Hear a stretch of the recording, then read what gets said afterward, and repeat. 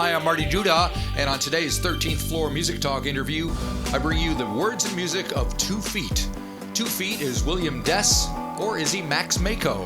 Find out how Bill, or Max, or 2 Feet, whatever he calls himself these days, sorts out his musical personas as we discuss his latest album, Maco Is Dead, right? Right. Congratulations on the record, and you got something new that just came out, right?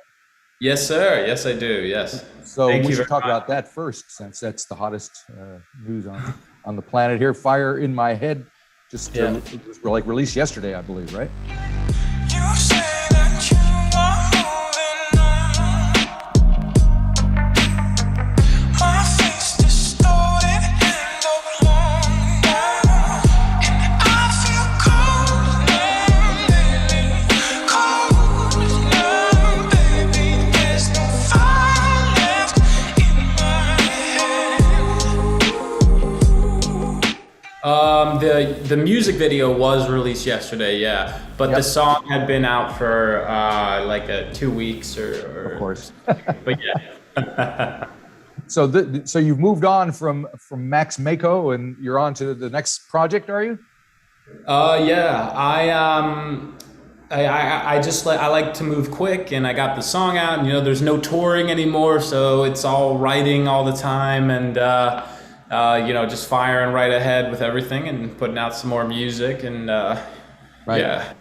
Because I think it was advertised as your next era. So. My next era, exactly. Yeah, I like to kind of compartmentalize things like that, and it makes it easier for me to work creatively in that way. If I tell myself this is a new era, I can have start with a fresh slate, like it's like opening a new book or something. Gotcha. And so this new era, how does it differ from the previous era for you? I think this new one, the last one was we had like big budget music videos and right. A lot of production and stuff. This one is way more stripped back. Like the music video I released yesterday was just my friends and I recorded it as we went to the beach and right. drove to the hills, and it's just way more laid back era, I guess. Oh, okay. And music wise, how is it differing for you? Music wise, I would say it's sort of also similar to that. It's a little bit more stripped back. The songs are a bit more stripped back, less produced, kind of more like the first and second EP sounds, and I'm kind of just revisiting the old era. Gotcha. All righty.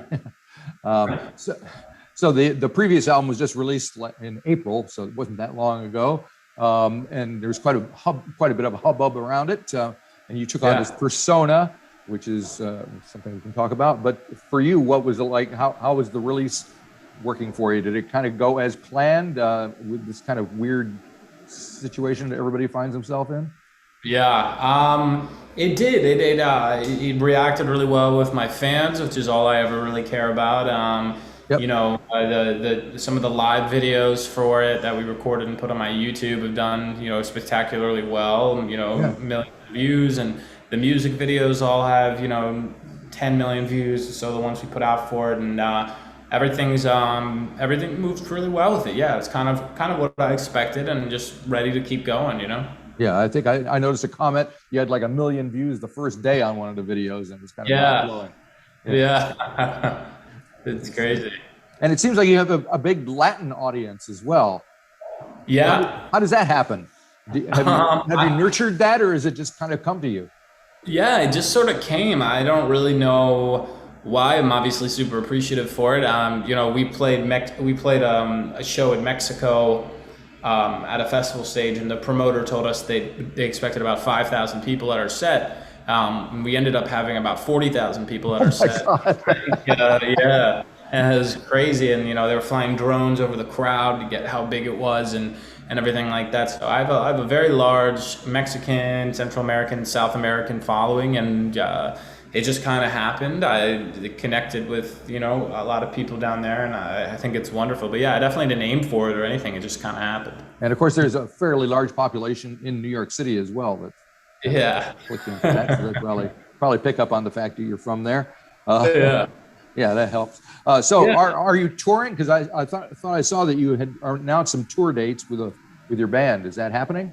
Yeah, that's happening. Well, it's happening, but in fall it will happen. Yes, I'm manifesting it to make sure it happens.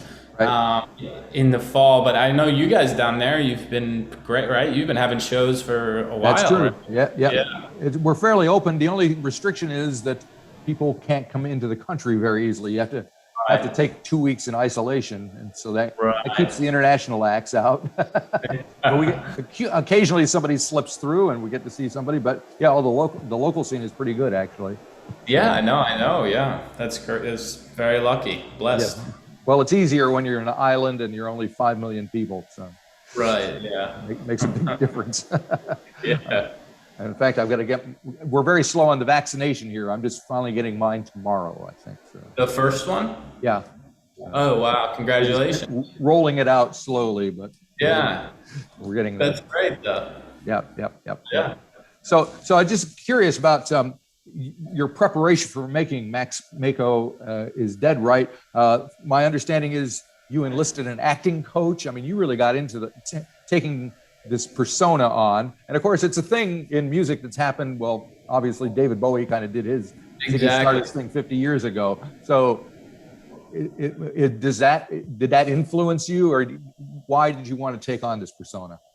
Yeah, I mean, I've always loved, Ziggy Stardust, and I've always loved the concept of a musician taking on another persona, and, a bunch of people after Bowie have done it, and it's, like you said, been around for a really long time. I think the main thing that made me actually want to do it was when I would play in front of these audiences, we went on tour with Panic at the Disco, and we were playing, arenas, 20, 25,000, 30,000 people and big festivals, and I would get really nervous, so I'd start putting myself into sort of this character so I could get on stage more easily. I'd pretend to be somebody else, so you don't think about it as yourself up on the stage.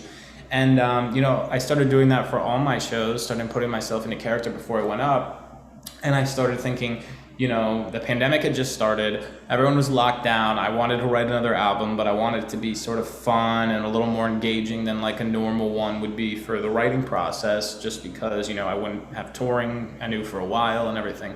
So I kind of took the character I'd created for my onstage persona and tried to apply it to writing this album, and it made the process, very interesting and different. And yeah, I hired a coach, an acting coach, who helped me get into character. He's the same acting coach Rami Malek used for Bohemian Rhapsody, and he's an absolutely fabulous director, writer, everything. He's a brilliant guy, and so that's kind of why I wanted to get into character for the story. Right. So, is it difficult or easy to slip in and out of character? Sometimes yes, sometimes no. You learn, you can't, it's not like a switch you can flip and all of a sudden you're in character. You may pick up mannerisms that the character in your head does, and then you start doing those mannerisms. So like, if you think the character flicks his hand a lot, you start flicking your hand, you start doing the things that you think the character does, and then, you kind of can enter into that zone. Gotcha. Well, it's interesting because you mentioned, you kind of you started out by having to put yourself in this, take on this character anyway, before you even did this. I'm wondering how many other artists do that, because I mean, for a lot of people, it takes a lot of gumption to get up on stage in front of people, and they probably have to go through something. Have you spoken to other artists that? I have. Yeah. Yeah, they a lot of them do similar things to that. Yeah, they kind of, I think that's one reason. A couple of my friends who go up on stage, and they dress super weird. They don't dress super weird when they're chilling with me, at my house or at their house. When they go on stage, they're all dressed up, and one of the reasons they do that is so they can put themselves into like this character and feel more comfortable on stage. So yeah, a lot of my friends who are musicians do sort of a similar thing. Now I'm interested in your guitar playing as well. So I love the guitar that I hear on the album, and I get the feeling that you love playing it. So what is your relationship with your guitar, if I can be so bold? Oh, that's funny. That's a good way to put it. A relationship. It is. It's definitely a love relationship between me and my instrument.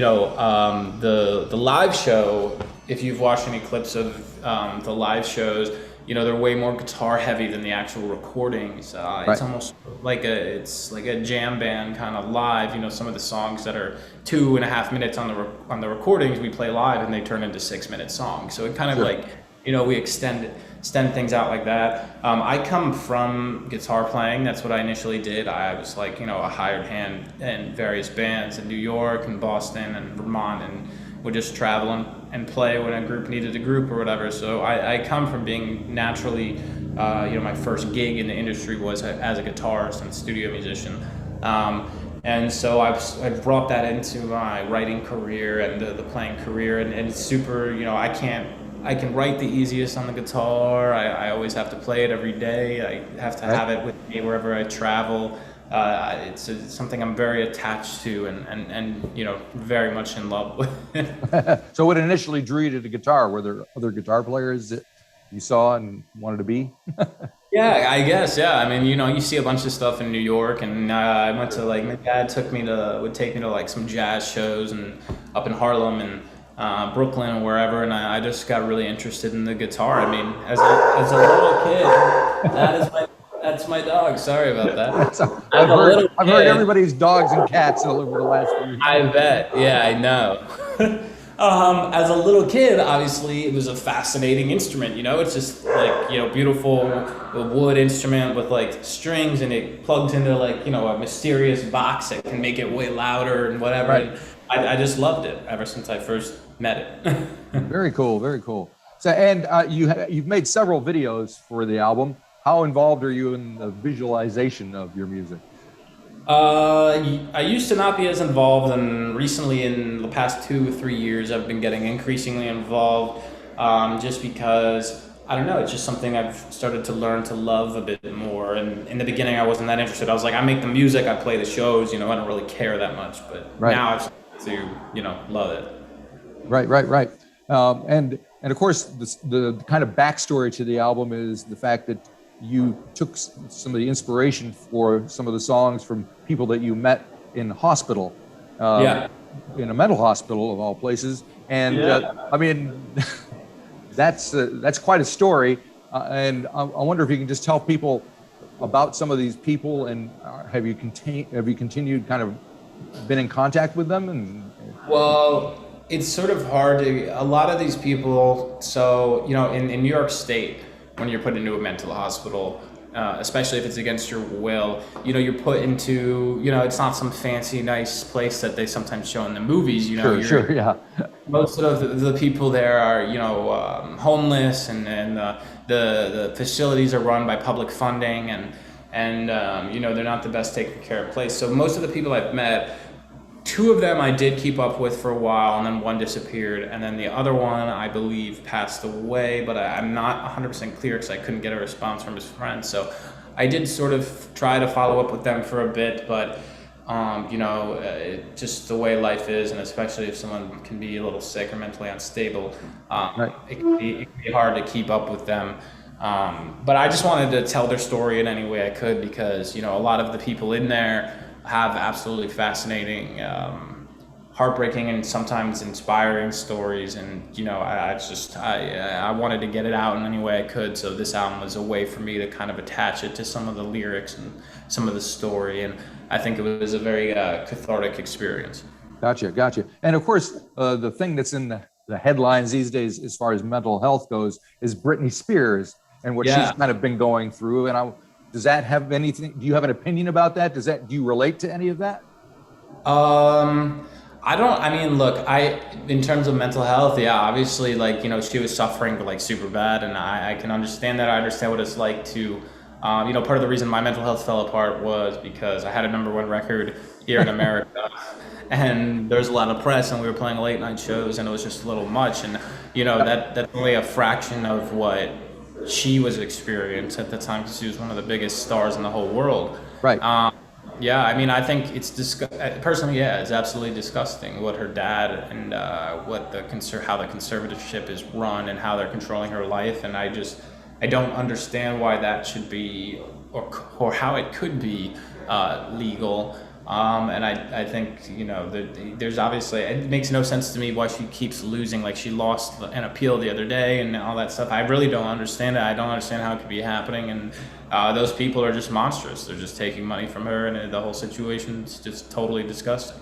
Gotcha. Yeah, I mean, the only positive I can see out of it is it's raising awareness of that this stuff is going on. And I've seen stories going back, decades where people were coming back and saying, well, this happened to me, or I know somebody that this happened to as well. Exactly. So, yeah, I guess that's true. I mean, if you look at it that way, I mean, it is helping to raise awareness of that. Hopefully it happens less and less, but who knows? Yeah. Yep. So with this new song, what can we expect? What are you thinking of next then? What am I thinking about? Well, I have a new song coming out this Friday, and it's very, like, I don't know, it's got like this sort of like 60s zombies vibe to it. Yeah, and Time of the season zombies, or time of the season zombies for sure. Yeah, excellent. That's always been a favorite track of mine, and so it's got kind of that sort of like sexy, laid-back bassline vibe, and I'm just excited to put this one out. I think people are gonna love it. Yep. So I'm getting the impression that it's not going to be too long before we get a full album, like another one from you. Is that right? That is right. I can't say exactly when, but hopefully, I think maybe the end of this year, or we'll see. We'll see. And so, are you kind of back into your own persona at this point, or? I am. Yeah, this is 2 feet, just pure and simple right now. Pure and simple, beautiful. Well, thanks for talking to me. I really appreciate it, and I love listening to the album, and I can't wait to hear the new thing on Friday.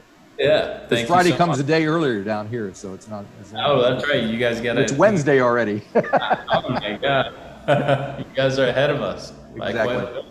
Yeah, come on down and play if you get a chance. We'd love to see you. I will. Yeah, love to have you out. Thank you so much for having me. Thank you. See ya. Bye bye. Yeah. Bye.